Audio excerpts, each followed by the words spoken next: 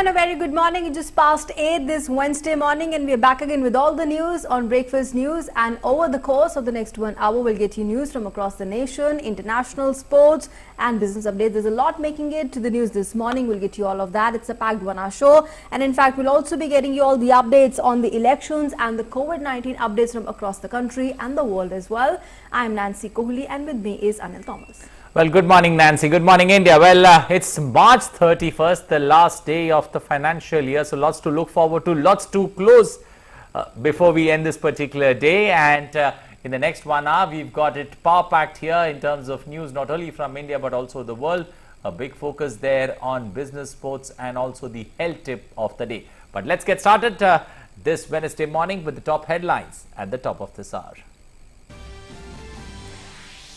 The notification for Phase 7 and Phase 8 elections in West Bengal to be issued today. A total of 36 assembly constituencies in the Phase 7 and 35 in Phase 8 to go to polls. The scrutiny of the nominations for Phase 5 elections to also take place today.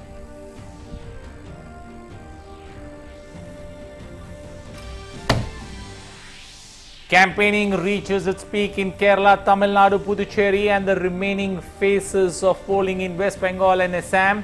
BJP leaders and opposition parties to campaign in poll-bound states. Campaigning ends for Phase 2 of elections on 39 seats in Assam and 30 seats in West Bengal. Polling tomorrow.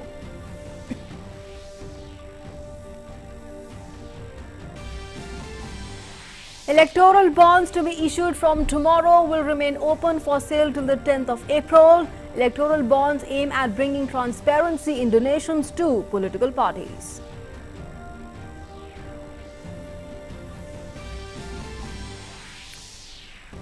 Centre releases GST compensation of 30,000 crore rupees to states as part compensation admissible for the year 2020-21. Total amount of compensation released so far for the year 2020-21 stands at 70,000 crore rupees.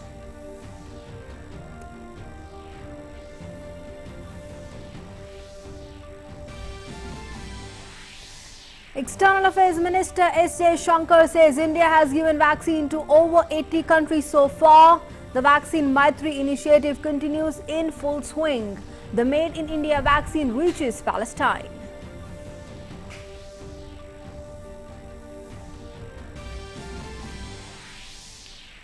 WHO releases report on origins of COVID-19. 14 countries including US, Japan and UK raise concern over WHO report on COVID origin.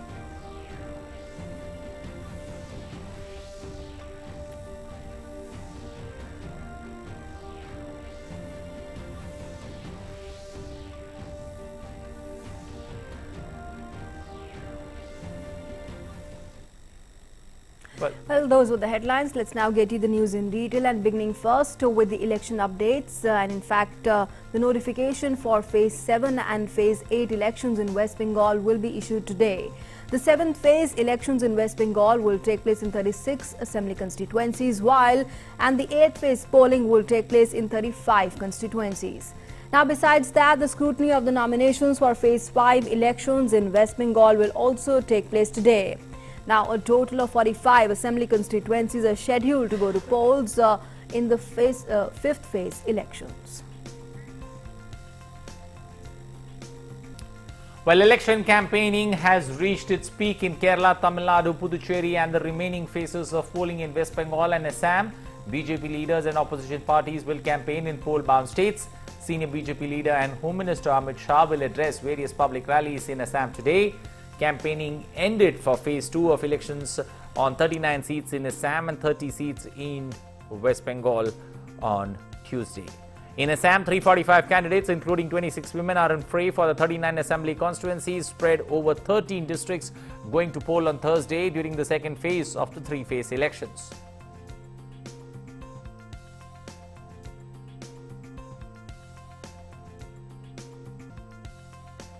In West Bengal, 171 candidates, including 19 women, will be vying for the 30 seats in 4 districts during the second phase. The state is witnessing an 8-phase election. Polling will take place on Thursday. Counting of votes will take place on the 2nd of May.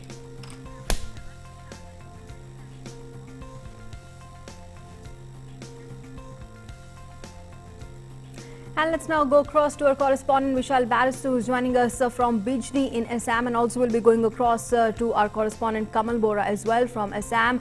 Vishal, coming to you first. Good morning, Vishal. Of course, election at its the election, campaigning at its peak in the poll-bound stage. Just give us a sense this morning. What political developments are you seeing around you in Assam, and what is the last-ditch efforts that are being made by the parties there?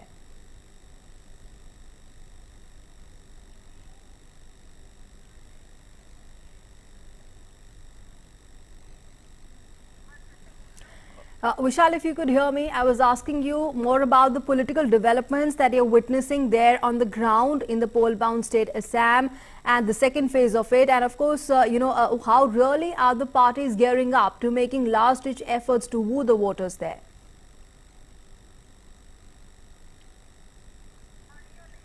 Well, All I right. believe, Yeah, we'll try and reconnect with the correspondent Vishal Barrister in just a bit. Let me see if we have Kamal Bora joining us at this time. Kamal, if you can hear us, you give us a sense. You're also there in Assam. You give us a sense of what you are seeing around you in terms of political developments. You're there from Guwahati. Political developments and what all efforts, electioneering there at its peak, what more efforts really are being put there by the political parties? We already know that tomorrow the second phase election is going to take place in 39 states, and where already you have said 345 candidates are in the fray. So, today also campaigning has been scheduled by various political parties for the third phase itself, and because already campaigning for the second phase has already ended yesterday itself. So all the political parties, they are putting all-out effort to capture the eyes of the voters. They're promising various things. If we talk about BJP, they have also lined up a very various rallies today also. About 18 rallies are going to take place from BJP. They are going to take place, and central leaders are also coming here. And let me tell you that Amit Shah, the Home Minister of India, he will take part in 3 rallies, one in Bijni, one in Haju, and one in Sonapur for the third phase. At the same time, Narendra Singh Tomar, Agriculture Minister, he is also coming. He is also taking part in various rallies. Apart from that, the local, the minister, the Himanta Biswa Sarma, and the Chief Minister of Assam, they are also taking part in various rallies. And so these are all the efforts we have seen from BJP's part. As far as the Congress is concerned, yes, they are also not lagging behind. They are also trying hard to capture the eyes of the voters. And the national leaders like Rahul Gandhi, Priyanka Gandhi, they are also coming, and various other central leaders are also coming. So all out been seen from all the political parties. From Congress, they are fighting this election with 5 promises. At the same time, BJP, they are also promising 10 guarantees, which includes a flood-free state in the next 5 years. If they come to power, they have promised that they will make this Assam a flood-free. So this is a huge commitment, which is going to take, play the vital role in this election. So these are the all-out efforts we have seen so far from Congress and BJP too. Okay, also taking a look at the way things stand, the first phase of polling over, the second phase of polling tomorrow, the third phase of campaigning that's already in full swing. Having said that, how do you look at phase 2, phase 3? How crucial is it for the BJP that's in power, and how crucial is it for the opposition? Is this the bastion that BJP had won a large number of seats last time around in the last elections? This time around, how close is the battle? See, in fact, all 3 phases are very crucial, and already the first phase is gone, and the second and third phases are due. But second phase is tomorrow, and third phase is on 6th of April. So definitely, as a political party who is ruling this state, so at this moment, they will try to retain the power. At the same time, Congress, who lost this battle in 2016, they will also trying hard. They are also trying hard to capture the state once again. So from all out, all out efforts have been seen from both the political parties. At the same time, the 2 regional parties who have aligned together, Raizor Dal and Assam Jatiya Parishad, they are also trying hard to capture the state for the first time. But so far, the BJP's point of view is concerned, whatever they have done, the developmental activities so far in the last 5 years, definitely they are trying to highlighting all this, activities, all the this achievement before the voters, before the people, so that they can catch the eyes of the people. So these are the efforts we have seen, and since I have already said that flood-free state they have promised, which has not been promised by any other political party so far. So this is going to be a very vital thing in this election. Definitely, BJP, who is ruling this state, they have a very huge support base so far, and various political leaders from other political parties have joined BJP, which has strengthened the BJP so in a huge way. So this is going to be very beneficial for BJP party. Definitely, this battle is going to be very tough because it's going to be a triangular fight. BJP, AGP, and EPL, and at the same time Congress with their Grand Alliance, and at the same time Raijordal and from Jatiya Parishad, this political party. So this is going to be a triangular fight. So this time. Kamal, since you mentioned, a flood-free state, that's the part of that manifesto that the BJP is released. You're there on ground zero. How feasible does it look, especially, and what were the reactions that you got, especially from the BJP when it comes to, this particular poll promise that's being made? Does it look difficult or does it look feasible there at the end of the day? See, flood, it's a problem. It's a perennial problem. It's been existing since long. But all political parties, whenever they come to power, they try to put some effort to sort out this. But the way that if we study the course of Brahmaputra River, it's quite unpredictable, and it's definitely very difficult. Even scientists, even various experts also said that they are also suggesting various ways. But it really seems very difficult. I'm not going to say that whether it is feasible or not. This is because this is the part of the scientists and experts only. But definitely it's going to be a very difficult task. But somebody has to put effort in this way so that because if you don't put effort, definitely there is no solution going to come up. Right, definitely, BJP has promised that they are going to put full effort in this way. Already dredging has been taken place in various places in the Brahmaputra. Though it's a difficult task, definitely BJP has put some effort. They have promised something. Definitely, it's going to be a vital thing. All right, Kamal Bora, thanks very much for joining us for the moment and sharing all those updates there from Assam. Thanks very much. Let's now move on and get you more election news. Well, picking up with the election campaigning there, that's continuing in other states. Let's now also shift focus and take a look at some other states down south where the campaigning is heating up, especially with respect to the third phase in both these states and also single phase of elections that takes place in the southern states of Kerala and Tamil Nadu along with the Union Territory of Puducherry. The third phase of polling in these two states will be held on the 6th of April. It's going to be a single phase elections, especially in all southern two states along with the Union Territory of Puducherry, all going to polls in the third phase on the 6th of April, along with West Bengal and also Assam. Absolutely. And let's now in fact go across to our correspondent Vishal Barristo, who is joining us from Bijni. Vishal, first of all, just give us a sense of what you are seeing around you. We've had a sense from Guwahati as well. Political parties, they're making their last-ditch effort to woo voters, but how really is the message going across, down to the electorate? Development, good governance there being the topmost agenda on their mind. What is the electorate feeling right now, with the crucial phases, phase 2 and phase 3 coming up? Well, absolutely. Very good morning to you, Nancy and Anil. Yes, I'm here in Bijni, which would be hosting Home Minister Amit Shah. Amit Shah is having a rally here. In fact, Amit Shah is having 3 rallies today in Assam, Dispur, Hajo and Bijni. And tomorrow also we have Prime Minister coming to Assam, which would be in Kokrajhar. Tomorrow is the second phase where 39 seats are up for grabs, and then the third phase. Bijni comes under the third phase, that is in Lower Assam. This is Chirang district. And 40 seats are there in the third phase. But coming back to your question, let me first tell you that the weather is playing a spoiled sport because since yesterday we have had a bad weather, raining, thunderstorm, and it would continue till 2nd of this month. This is what the Met Department has predicted. So tomorrow being the second phase, it would be a bit challenging for the electorate also, and also for the Election Commission and the authorities.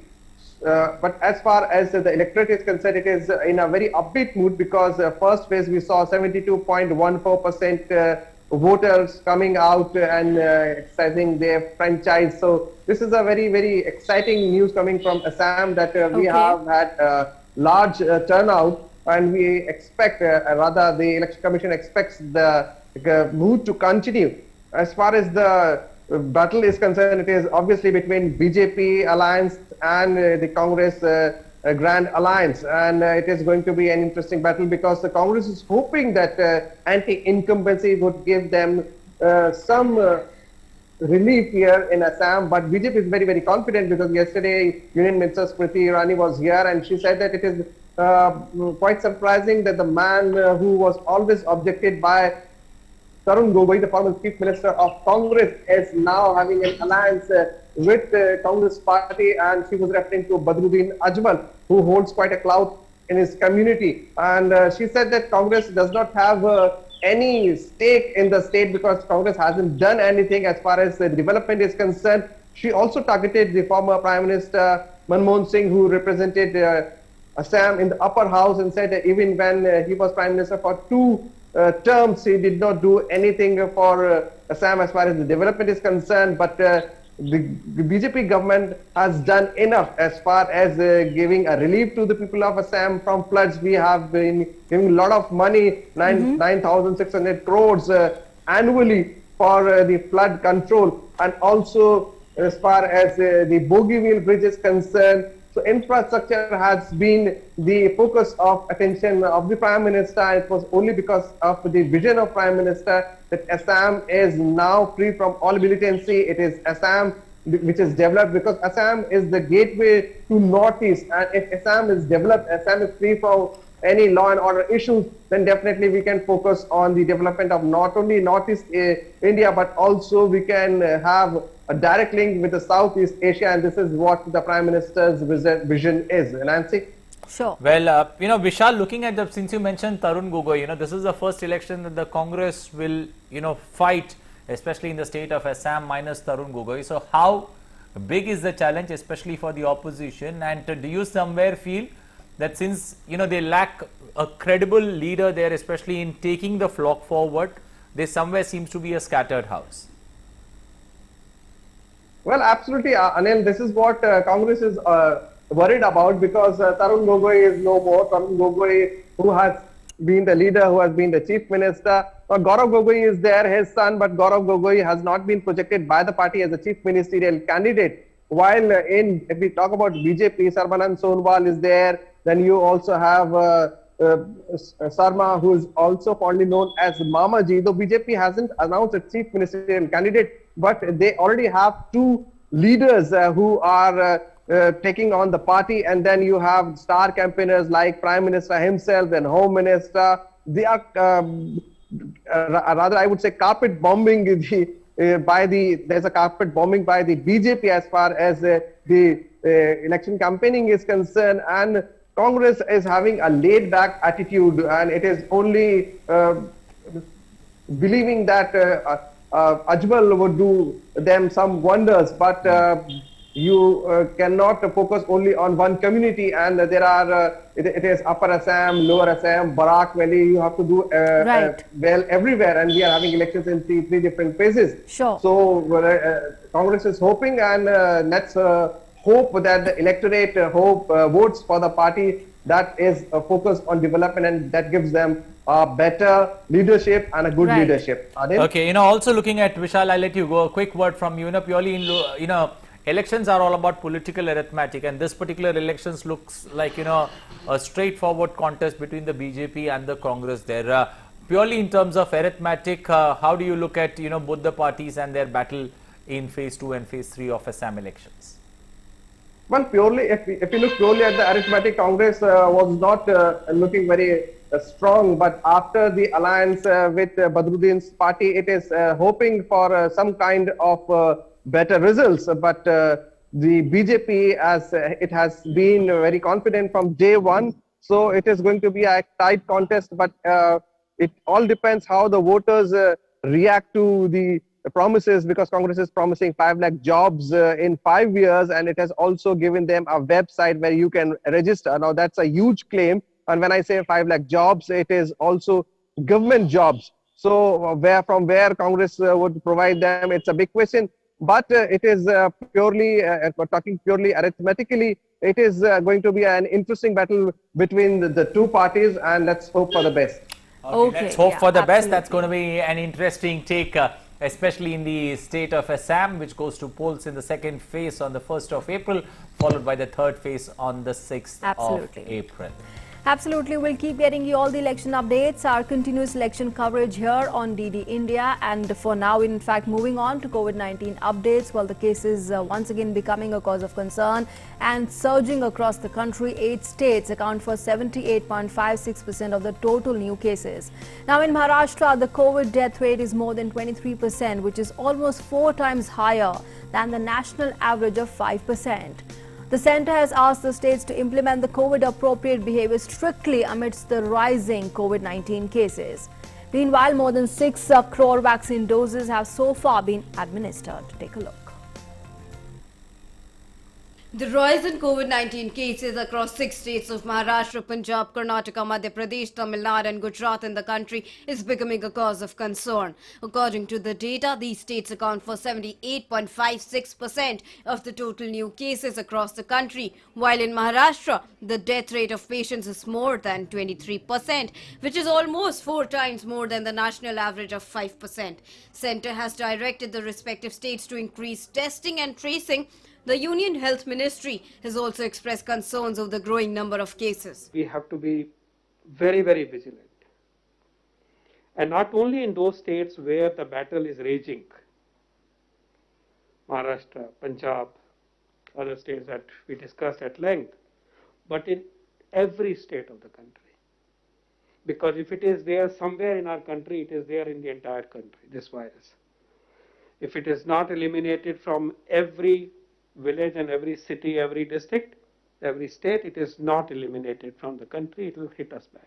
56,211 new cases were registered in the last 24 hours across the country. Maharashtra has reported the highest daily new cases at 31,643. It is followed by Punjab with 2,868, while Karnataka reported 2,792 new cases. India's total active case load has reached 5,40,720 today.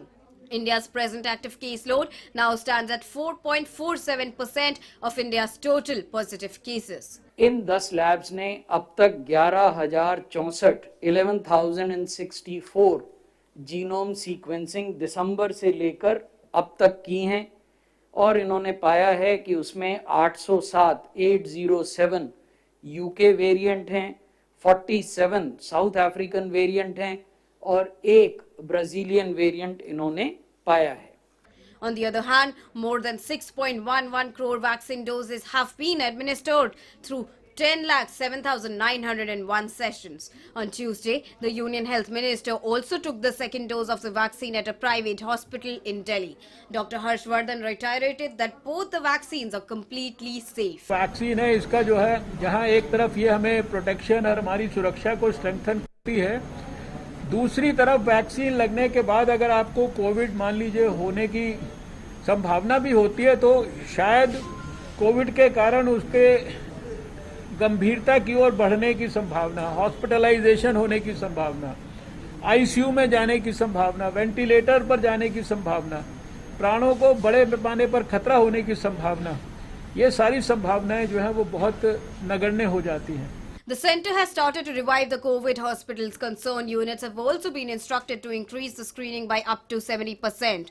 On the other hand, the Director General of Civil Aviation has asked for enhanced surveillance pertaining to COVID-19 protocols at the airport. In an advisory, it further asked all airport operators to ensure that the instructions on COVID-19 protocol from the standpoint of wearing face mask properly, covering of nose and mouth, as well as maintaining social distancing norms are followed scrupulously.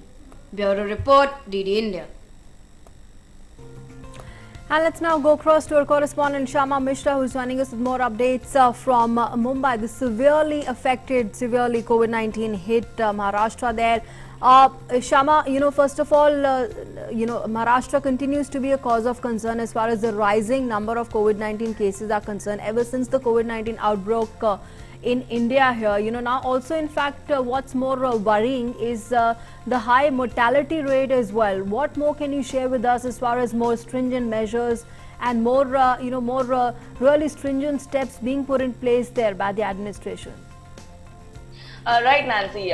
We were seeing earlier when the numbers started increasing after first week of Feb. The patients, the number of cases that were coming out daily in Maharashtra, those patients were mostly asymptomatic. But now the severity has increased, and the case and as the number of cases are increasing, the pressure is also increasing on the medical facilities, that be the beds that are available at the hospitals or the COVID centers, also the oxygen or ventilator facilities.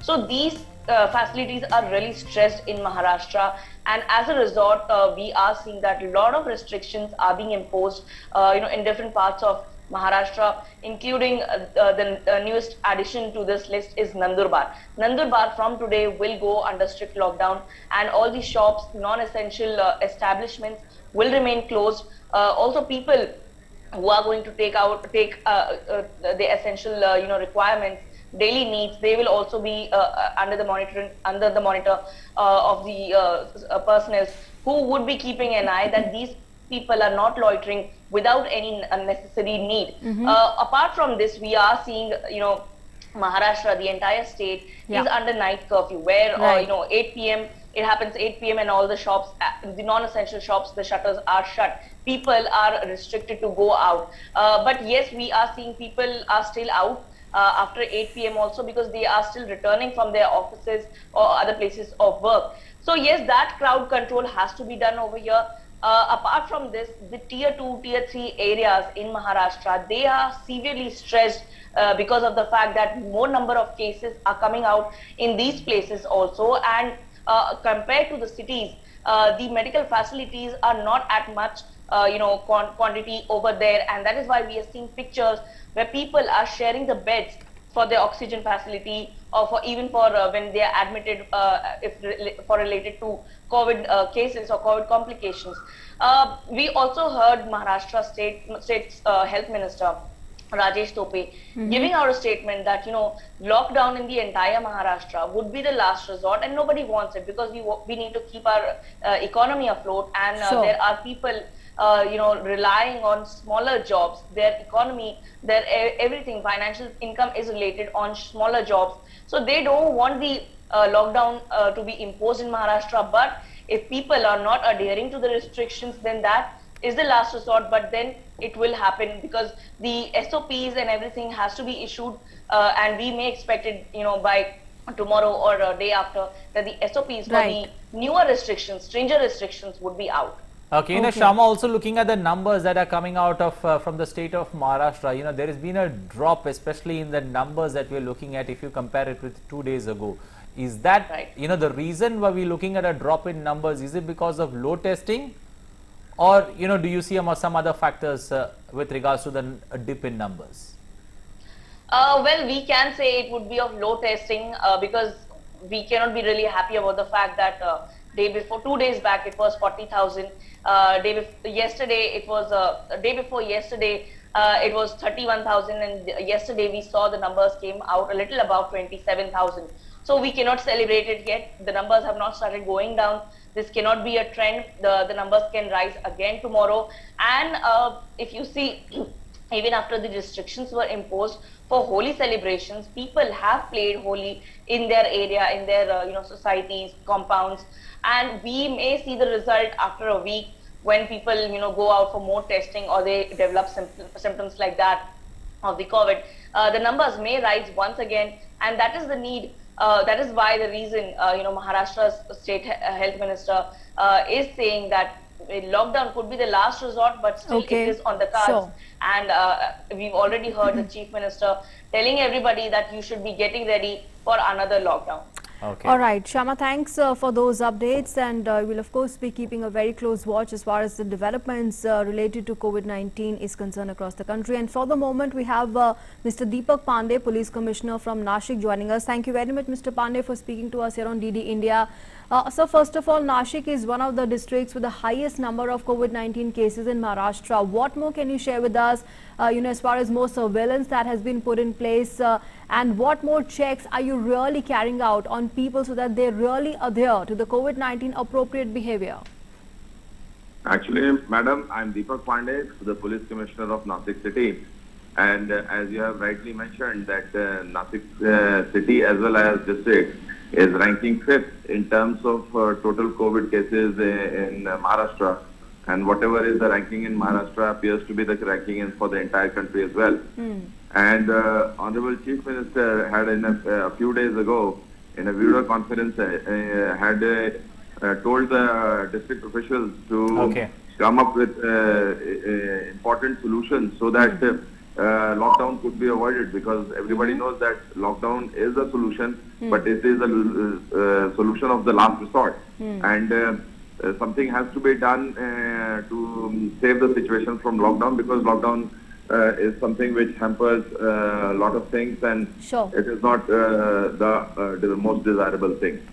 So in order to do that, we have placed certain restrictions in the marketplaces, which is the main place of crowding. And there enforcing social distancing norms were the most difficult. So in order to do that, we have invoked the provisions of the Maharashtra Police Act 1951, Section 43, under which the police commissioner has the powers to impose certain kind of fee so that the entry can be restricted, and municipal corporation has been asked to collect, first of all, enforce a barricade which will be manned both by the corporation and the police, and to take a token amount of 5 rupees for people entering the marketplaces. So that, and moreover, the entire market thing should be, they should complete their purchase thing within an hour. And after that, they should come out. If they continue to remain there after 1 hour,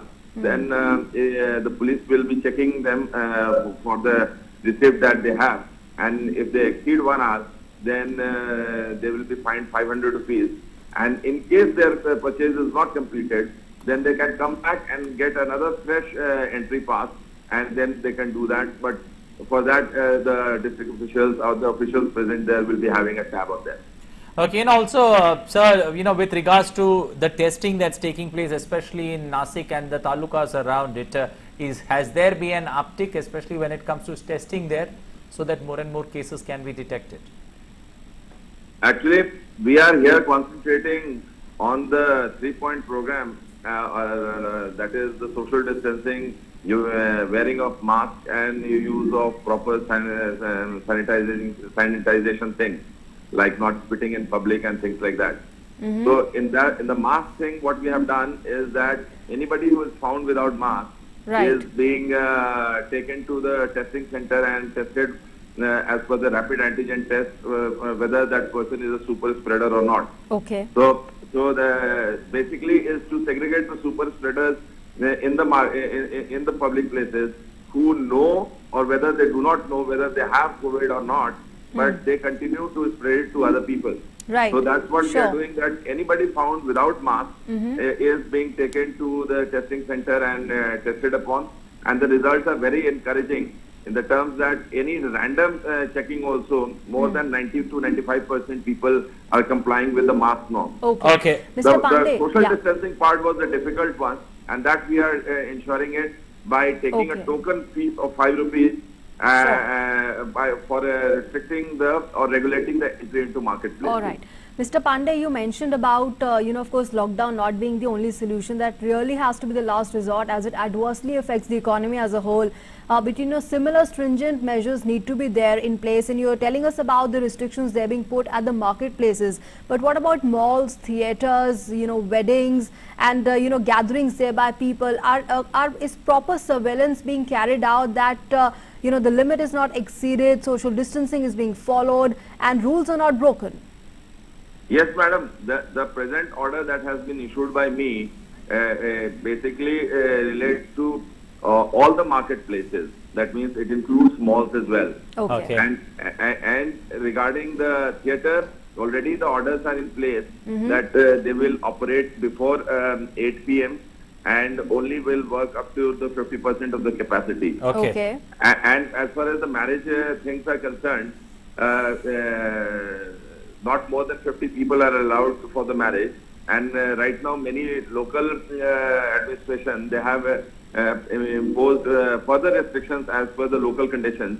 And in Nashik right now, we are not allowing the marriage halls to conduct those marriage proceedings. Okay, sir, we'll leave it there. Thank you and appreciate your joining us, taking time out, especially to talk about the stringent steps being taken to force people, especially to follow social distancing norms in the market. There, a 5 rupee token being introduced, as a result of which the people who enter the markets have a time gap of 1 hour to buy all the necessary things from the market and to leave it. Otherwise, a fine of 500 being imposed there in the district of Nashik. Yes, absolutely. We only hope the situation gets better only from here on and not really goes from bad to worse, because the COVID-19 cases surging there once again across the country is a big cause of concern. Well, a big cause of concern. So we're still urging each and every one of you, please wear your mask. Vaccinations are there, but please keep wearing your mask and maintaining social distancing.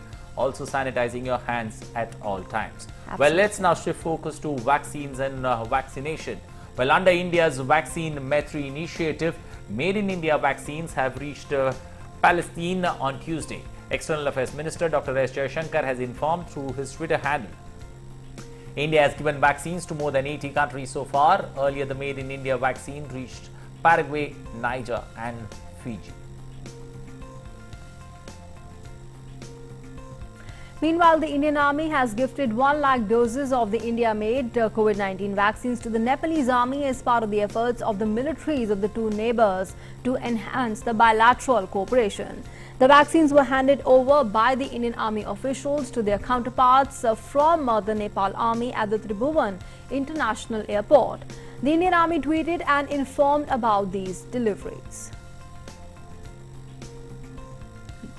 There, that tweet there, the Indian Army gifting 1 lakh doses of COVID-19 vaccine, the Made in India COVID-19 vaccine to the Nepalese Army. Their General M.M. Narawane handing over the vaccines to the General Purna Chandra Thapa there via video conferencing.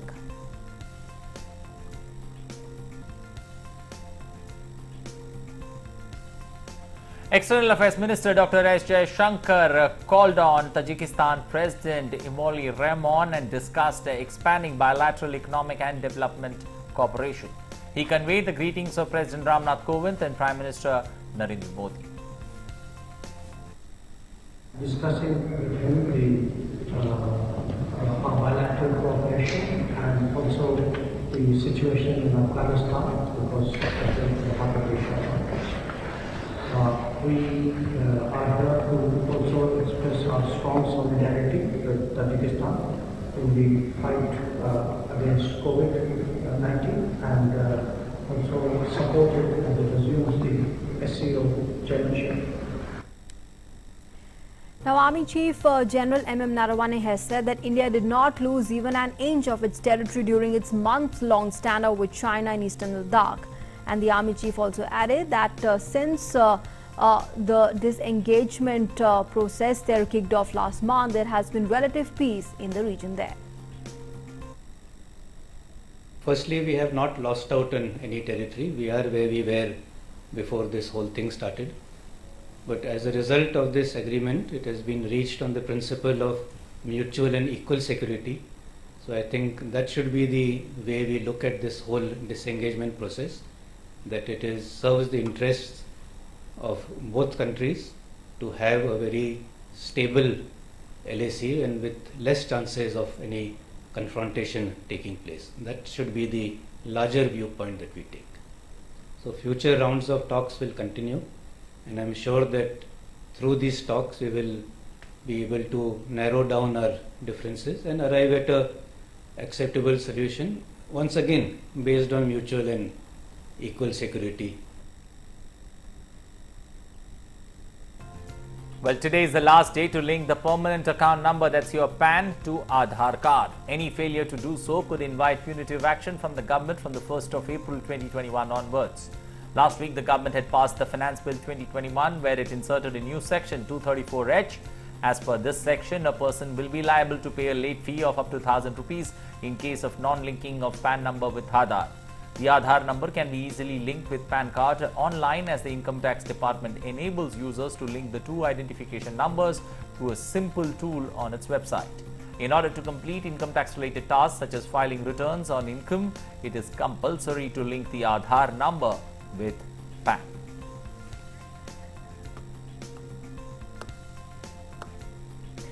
And after all the news from across the nation, it's time for us now to move on and get you news from around the world in across the globe.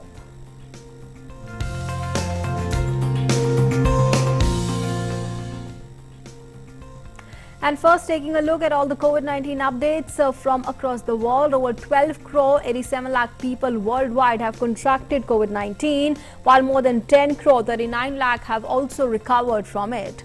So far, the death toll from the virus stands above 28 lakh 15,000 globally. The US still continues to remain the worst affected from COVID-19, with the number of cases crossing 3 crore 10 lakh. The country has seen over 5,64,000 fatalities from COVID-19, followed by Brazil, where more than 3,17,000 lives have been lost. The leader of a WHO mission to China to find the origins of the novel coronavirus on Tuesday said that the team felt political pressure, including from outside China, and described difficulties in accessing raw data.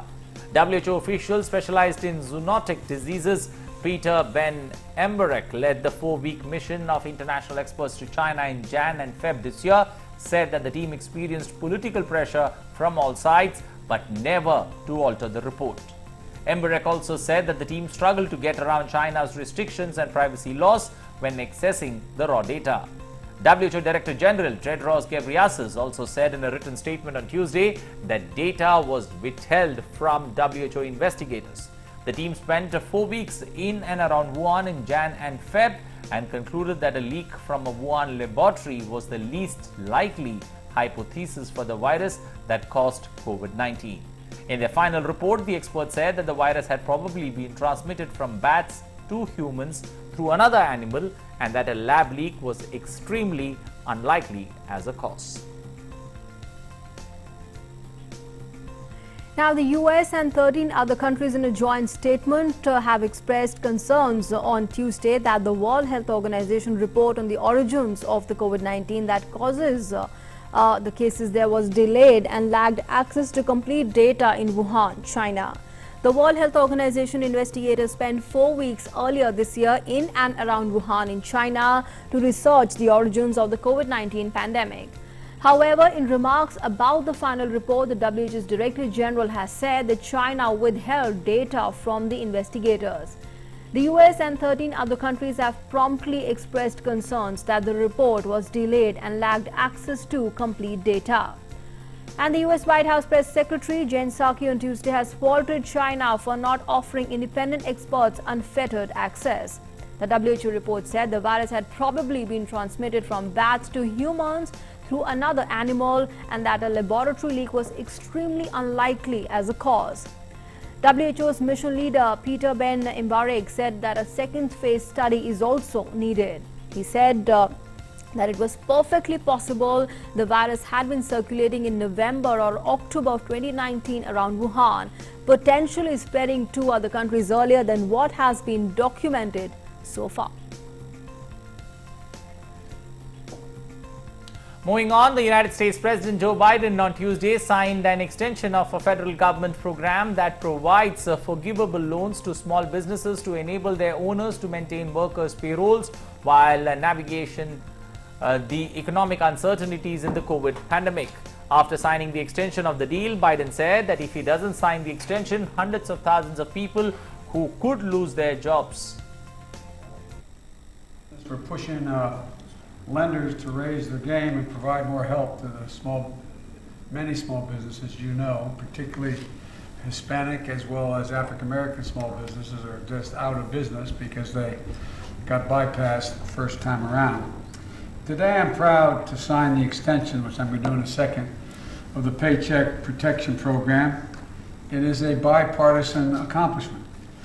Nearly 90,000 businesses are still in line and there's money left.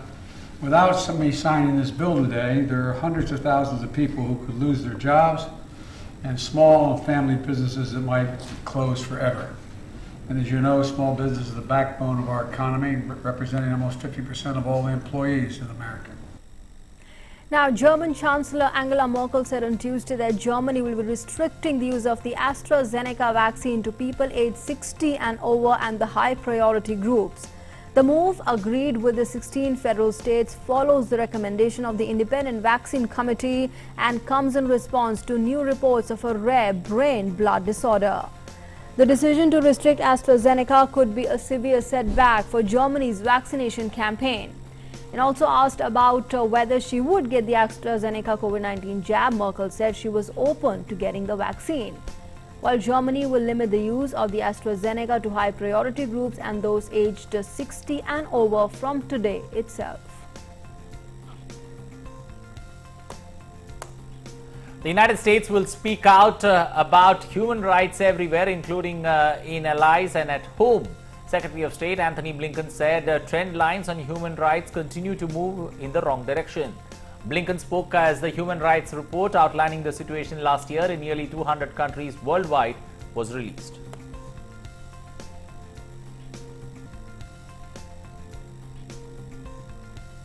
It's back at the center of American foreign policy. And the way we confront our challenges at home will give us greater legitimacy in advocating for human rights abroad. It's what President Biden means when he says we must lead by the power of our example. Whether it's China, Russia, or anyone else, we're not standing against any of those countries. We're not trying to, for example, contain China or keep it down. What we are about is standing up for basic principles, basic rights, and a rules-based international order that has served us and countries around the world very, very well. Now, the international donors have pledged $6.4 billion in humanitarian aid to help Syrians fleeing a decade of civil war, but short of $10 billion goal as governments struggle with the weakened economies because of the COVID-19 pandemic. The fifth annual conference to keep Syrians from starvation, hosted by European Union, was seeking $4.2 billion for people inside Syria and $5.8 billion for the refugees and their hosts in the Middle East. The UN officials will also press for more pledges throughout the year and have time as the money is split between 2021 and 2022. Well, in some other news, US First Lady Jill Biden is getting her own biographical comic book, joining the likes of US Vice President Kamala Harris, Mother Teresa, and country singer Dolly Parton in Tidal Wave Comics' Female Force series. The 69-year-old community college educator and author will be the subject of the 22-page Female Force Jill Biden, which will be released in print and digital on April 7th. A matching coloring book will also be released.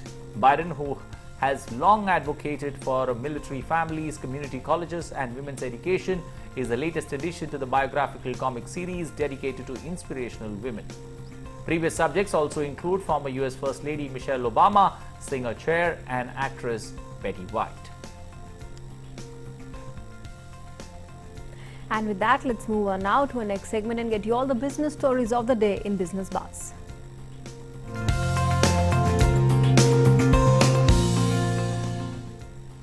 Well, the centre has released GST compensation of 30,000 crore rupees to states and union territories as part compensation admissible for 2020-21 on March 27th this year.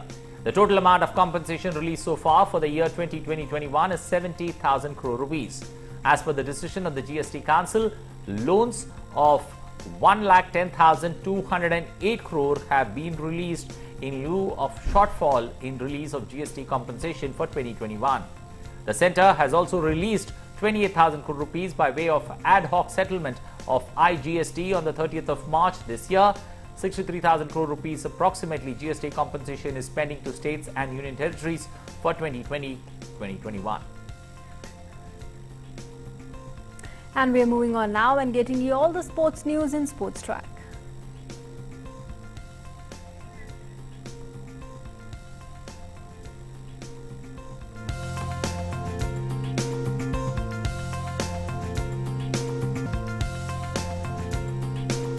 And well, the recently concluded ISSF World Cup in Delhi has boosted the morale of Indian shooters ahead of the Tokyo Olympics.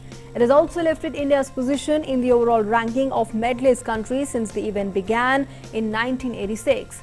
Now with 30 medals including 15 gold, 9 silver, 6 bronze won in Delhi last week, India has taken its overall World Cup medals to 127 from 75 in just 2 years. India has also jumped to the 10th position from somewhere in the 30s in just 2 seasons. And China tops the tally though with 835 medals, while the US is at the second spot with 563. India will be fielding 15 shooters at the Tokyo Olympics and will be one of the strongest contingents in the discipline there.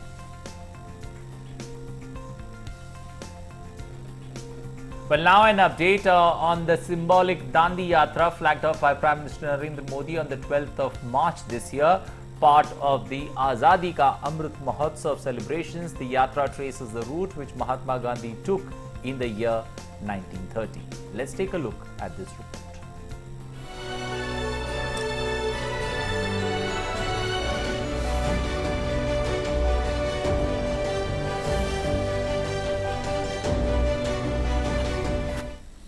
In the morning of 30th March in 1930, Gandhiji along with Padayatri Chandubhai Patel had left from Bhatgam for Delad in Surat. The place where Gandhiji had spent the night in Bhatgam has been declared as a heritage building by the Gujarat government. All throughout the march, Gandhiji was received very warmly by the masses. Wherever the entourage went, it received a grand welcome. Even today, residents of Bhatgam follow the ideals of Panchayati Raj and cooperative unions propagated by Gandhiji. Gandhiji firmly believed that the institution of village republics should work as institutions of parallel polities and as units of economic autonomy so that centralization of power could be checked. Rightly so, Bhatgam follows this principle of village decentralization till date. वास्तव में गांधी जी के जीवन मूल्यों को भटगांव ने अपने अंदर चरितार्थ किया है। आज भी भटगांव में चुनाव नहीं होता, चाहे वो ग्राम प्रधान हो या कोई सहकारी संस्था हो, गांव के सभी लोग, सभी मुखिया मिलजुल के निर्णय करते हैं। Traversing the path led by Gandhiji 91 years ago, it seems as if history is repeating itself. The present-day Padyatris have reached the same school in Sandhyer, Surat, where Gandhiji had spent the afternoon of 30th March. Gandhiji was then accompanied by Prabhubhai Desai, Narayan Bhai Patel and Narottam Bhai Basantji Desai, recalls historian Jayawant Lal Jagjeevan. इधर संस्कृत पाठशाला थी, वो 1913 के आसपास वो start हुई थी, यहाँ गांधी जी का मुकाम हुआ था। The Dandi March or Salt March was part of Mahatma Gandhi's non-violent protest against the British monopoly on production of salt. Resting beneath the banyan tree then, Gandhiji had talked about making the village self-sufficient and generating employment in the village itself. Local resident Jayesh Bhai Patel is filled with pride that Bapu's dream in Delad has come true. जो गांधी जी जो सोच रहे थे खादी से रोजगारी, वही रोजगारी आज यहाँ पे टेक्सटाइल दे रही है। It is important to know that Mahatma Gandhi spent 2 days in Delad, Surat, and it was on 31st March that Gandhiji undertook a Maun Vrat or a fast of silence, a weapon he used prominently as part of his philosophy of ahimsa as well as satyagrah. For Gandhiji believed that ahimsa and Maun were inextricably linked to be able to focus on selfless and disciplined activity, self-purification and self-control. Bureau Report, DD India.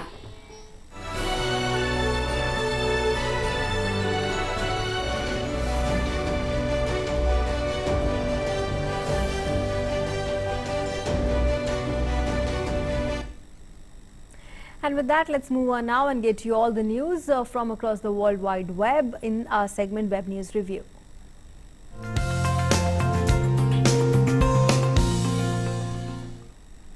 Well, we've got Amrit Pal standing by to get us the latest. Amrit, good morning. Over to you. Good morning, Anil and Nancy. What I've chosen in the web review this morning is I'm leading with the Times of India's report, which says vaccinate all in the 45-plus year-old category in 2 weeks, says the government. Now, the centre has said that the vaccination against COVID-19 may not be feasible.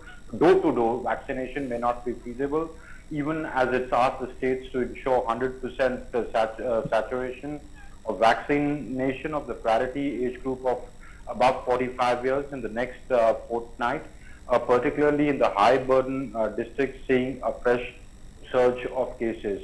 Remember, from tomorrow, those above 45 are eligible for vaccination. The Hindustan Times has printed a news saying Delhi to increase normal ICU beds reserved for COVID-19 patients. Chief Minister Kejriwal. Now, the Delhi Chief Minister has said that his government will increase the normal and ICU beds to deal with the deteriorating situation as far as COVID is concerned in Delhi. But he's also said that there's nothing to worry. Please follow all precautions. The Times of India has printed a report saying Imran Khan writes to Modi for result-oriented dialogue with India. Now, on the 29th of March, Imran Khan has written a letter to Prime Minister Modi saying he's underlined the issue of Kashmir though, but he's called for creation of an enabling environment for result-oriented dialogue. Today, the Imran Khan led cabinet is meeting in Islamabad today to take a call on resumption of trade ties with India. Remember, they had cut off all trade ties with India following the change of the status of Jammu and Kashmir. Their cabinet, if approves that will be a major step. That means they'll start importing cotton from India. The Hindus printed a news which says, after backlash, Manipur retracts letter of Myanmar refugees. Remember, the Special Secretary Home of Myanmar had written to the district commissioners of adjoining districts of Myanmar, saying that they should not offer food and shelter and refuge to Myanmarese nationals who are fleeing from there because of the prevailing situation. Now, after the backlash, they've taken the letter back, saying that they can be provided refuge for some time. Similar is the situation in Mizoram, where Mizoram is saying they will provide employment to the incoming Myanmarese nationals under Manrega. Though the MHA has already written 2 letters to the 4 states of Arunachal, Nagaland, Manipur and Mizoram, saying that the states have no power to give anybody refugee status, and India is not a signatory to the UN Convention on Refugees 1961. Therefore, all Myanmarese nationals be sent back. In fact, the Assam Rifles has been asked to take action regarding that. The Business Standard has printed a news saying leading private banks to cancel auto debit payments from April 1st. Now, remember, the RBI had sent a communique to the bank saying that from April 1st, auto debit facilities on debit cards, credit cards, UPIs and other payment instruments need an additional authorization from the customer. Now, private banks are sort of telling their customers that the auto debit facility will be withdrawn from the 1st of April. So that's what's made it to the newspapers and web portals. It's back to you, Anil and Nancy. Thanks, Amrit, very much for joining us for the moment and sharing with us all that's making it to the World Wide Web this morning. Thanks very much. And with that, let's move on now and take a look at the temperature across the country for today.